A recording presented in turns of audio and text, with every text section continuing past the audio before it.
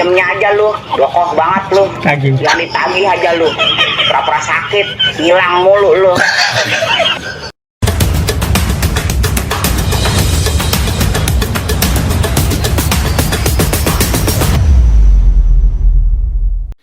Bismillahirrahmanirrahim. Assalamualaikum warahmatullahi wabarakatuh. Sahabat-sahabat channel dimanapun berada, semoga sehat selalu dan semoga selalu diberikan rezeki yang luas, berkah, manfaat, dan dimudahkan dalam menjemputnya. Amin ya robbal alamin.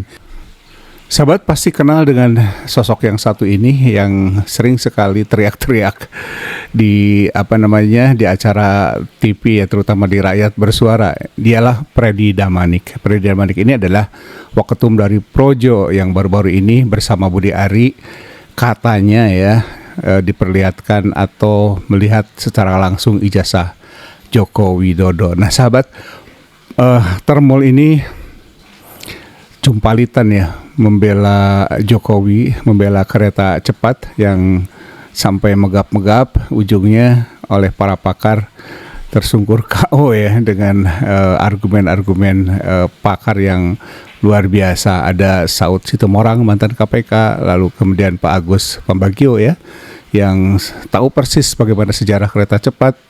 Lalu kemudian ada juga Bung Rocky Gerung. Nah, tanpa berlama-lama sahabat, kita simak videonya dan seperti biasa saya ucapkan terima kasih untuk sahabat yang sudah subscribe dan ditunggu bagi yang belum subscribe, dan jangan lupa juga untuk mengklik ya lonceng notifikasinya. Kita saksikan bersama videonya sampai tuntas agar tidak gagal paham begitu ya. Selamat menyimak sahabat. Saya selalu mengatakan kalau konteksnya memang menyerang Pak Jokowi, isu apapun pasti dipakai, termasuk UUS ini. Jadi bukan hal yang aneh lah. Itulah kalau 10 tahun dibangun nggak pakai teori, dibangunnya itu ya pakai seenaknya saya gitu. Gini hasilnya kayak begini, Mbak. Inilah sesatnya Jokowi. Apa? Untuk mencari pembenaran, kalau seandainya Pak Agus Pambagio pada saat itu mengatakan, oh ya Pak ini boleh, dialah yang akhirnya, ini udah menurut Pak Agus sudah boleh kok. Artinya yang bisa menjadi calon korban. Saya ingatkan Presiden, saya hanya mengingatkan, kita ini tidak butuh kereta cepat, belum lah. Belum kan semboyannya Nawacita. Berarti kan harus keluar Jawa. Kenapa dibikin di sini? Mahal, uangnya dari mana? Waktu itu saya terus kritis. Nah yang ribut itu relawan. Ya, saya bilang nggak masalah. Kan di grup-grup itu saya disalang itu ya nggak apa-apa. Memang saya kan nggak ada keinginan mau dapetin proyek apa enggak. Tapi ini nggak bener, nanti susah. Nah sekarang kejadian ini adalah yang sudah saya ingatkan 9 tahun yang lalu. Ada pembelajaran yang mahal di sini. Tetapi apakah itu korupsi kan belum tentu. Nanti dilihat silahkan kan itu. Di era Presiden Jokowi dari 2014 sampai 2024 di kementerian mana yang tidak ada korupsi? Perilaku korupsi ada di setiap eselon birokrasi kita, ada di setiap institusi dan organisasi pemerintah. Tuh kan. Perilaku korup ada di BUMN kita, ada di BUMD kita. Parah. Ini bukan fakta yang harus kita tutup-tutupi. Betul. Jadi bagaimana proyek yang 120 triliun ini tidak ada potensi untuk dikorupsi gitu? Saya rasa di sini adalah 99,9% patut diduga ini ada korupsi. Tidak bisa tidak. Kita lihat yang kecil-kecil aja ada korupsi. Bagaimana yang 100 triliun, lebih dari 100 triliun ini tidak ada korupsi? Sangat naif kalau menganggap ini proyek benar gitu kan? Betul. Naif tidak. Saya sepakat 100%. Siapapun kalau ada memang di sini keterlibatan korupsi, ada bukti-bukti, saya sepakat siapapun itu kita usut bersama. Ya. Diproses secara nggak masalah di era Pak Jokowi, nanti di demo era ya. siapapun. Kalau bicara korupsi kita harus dorong bahwa ini harus memang diungkap seungkap-ungkapnya begitu loh, segamblang-gamblangnya.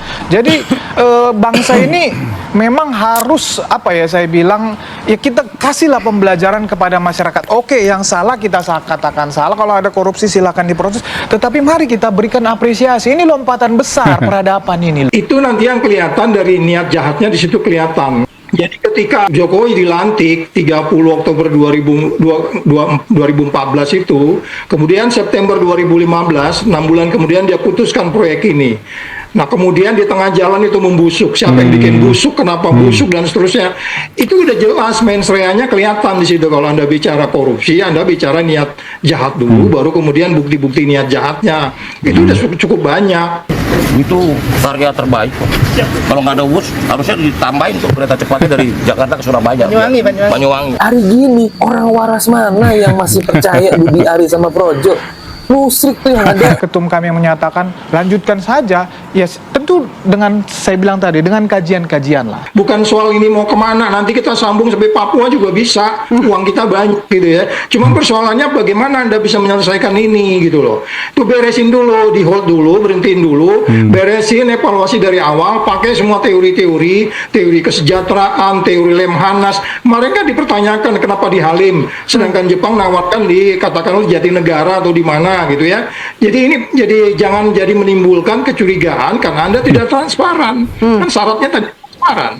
Jadi jangan menimbulkan kecurigaan baru kemudian larinya ke eksistensi bangsa. Kalau menurut kami WUS ini bukan beban, tetapi adalah bukti bahwa mimpi besar bangsa ini ya bisa diwujudkan tanpa membebani rakyat. Jadi WUS ini bukan proyek mercusuar loh, tapi ini mercusuarnya dari proyek-proyek bangsa lain. Ini kan dahsyat, lompatannya, terobosannya luar biasa, begitu loh. Jadi kita melihat masa depan itu dari pembangunan WUS ini, bisa loh kita. Kereta cepat, bangga. Mendukung Jokowi bangga. Kita sekarang punya kereta cepat, itu punya Cina. Kita cuma beli doang. Beli pakai apa? Pakai utang. Kapan bayar utang itu 170 tahun lagi baru kita bisa bayar utang itu. Kita punya teknologi tinggi, kereta dianggap teknologi tinggi, kereta cepat. Baru di zaman Jokowi kita punya teknologi tinggi, kereta cepat. Di zaman Soeharto kita udah punya N258, N250 ya. Apa namanya? Dutanio. Waktu zaman Pak Harto kita udah punya teknologi di atas awan. Sekarang kita banggakan teknologi yang masih merayap di tanah. Mana coba?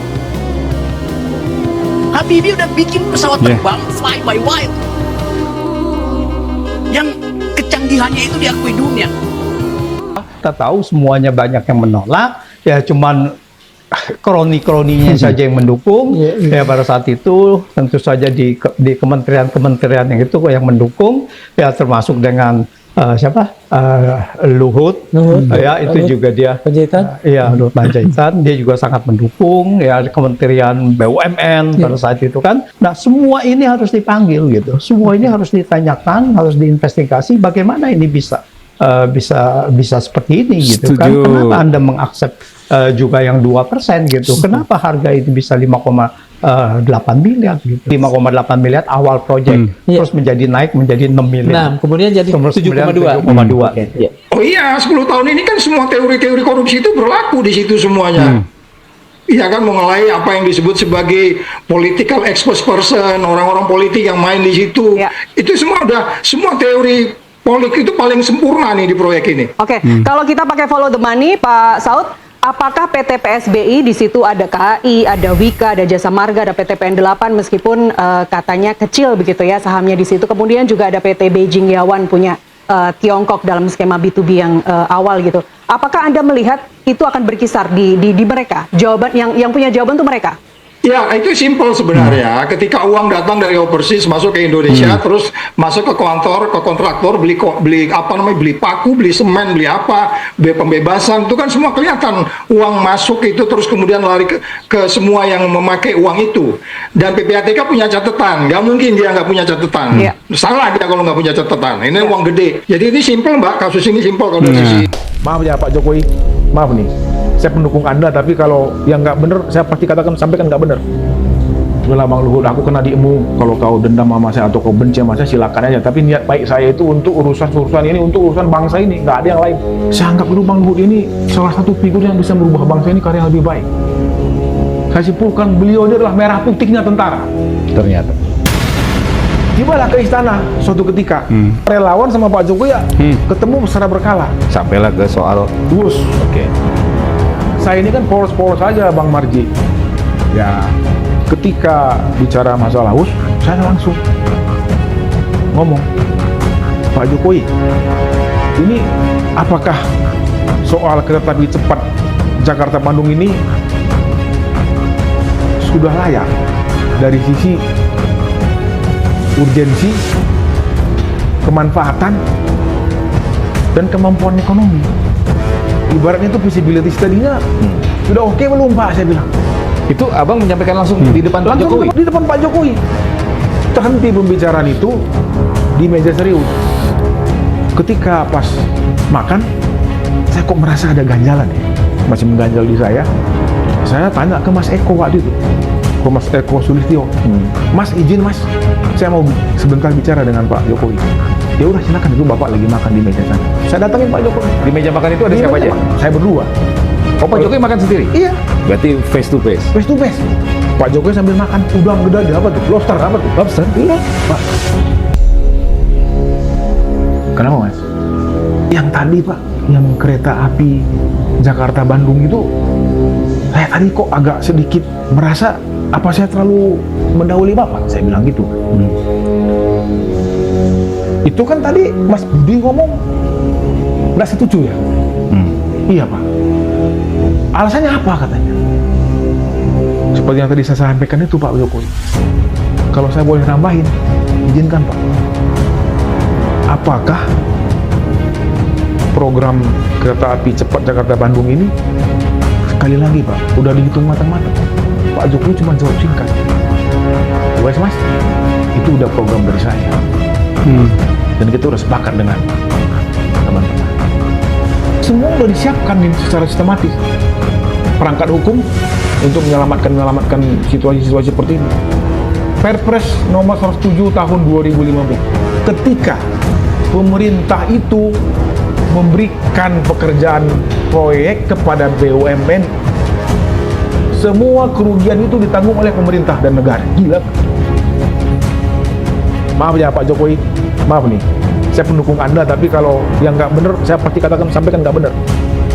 Udah Bang Luhut, aku kena diemu, kalau kau dendam sama saya atau kau benci sama saya silakan aja, tapi niat baik saya itu untuk urusan ini, untuk urusan bangsa ini, nggak ada yang lain. Saya anggap dulu Bang Luhut ini salah satu figur yang bisa merubah bangsa ini karya lebih baik. Saya simpulkan beliau ini adalah merah putihnya tentara. Ternyata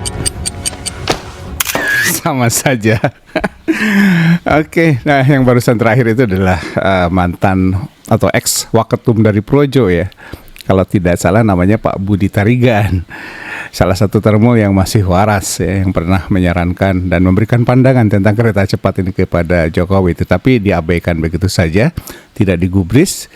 Dan Anda mungkin sudah juga menonton sebelumnya kan Jokowi ini mingkem ya ketika ditanya atau doorstop wartawan waktu itu tentang kereta cepat, ditanya ya mingkem ya tentang WUS ini. Tapi kemudian beberapa hari kemudian dia menyampaikan sesuatu yang tidak saya tampilkan karena kalau bagi saya sih apa yang disampaikan Pak Jokowi ini sudah tidak bisa saya percaya karena hati saya itu sudah sudah terkunci dengan sen kiri belok kanan.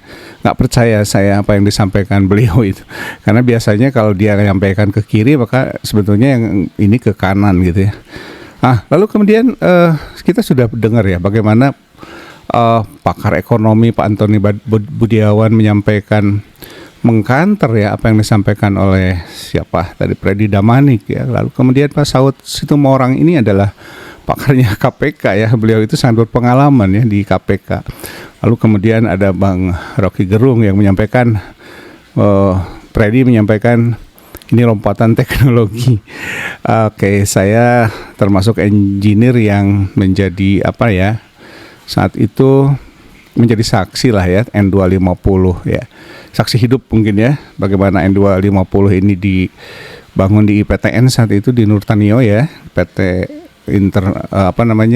satu-satunya perusahaan atau produksi pesawat terbang ya di Indonesia yang pada saat itu membuat N250 yang luar biasa ya, canggih dan bisa menjadi pesaing utama dari pabrikan-pabrikan yang lain. Dan itu luar biasa canggih ya, seperti yang disampaikan oleh Pak atau Bang Rocky Gerung tadi. Nah kita lihat Freddy Damanik megap-megap ya.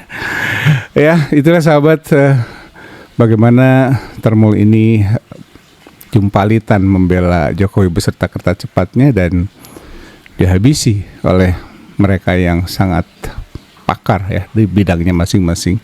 Terima kasih sudah menyimak. Jangan lupa selalu berpikir waras dan Assalamualaikum warahmatullahi wabarakatuh. Salam akal sehat, merdeka.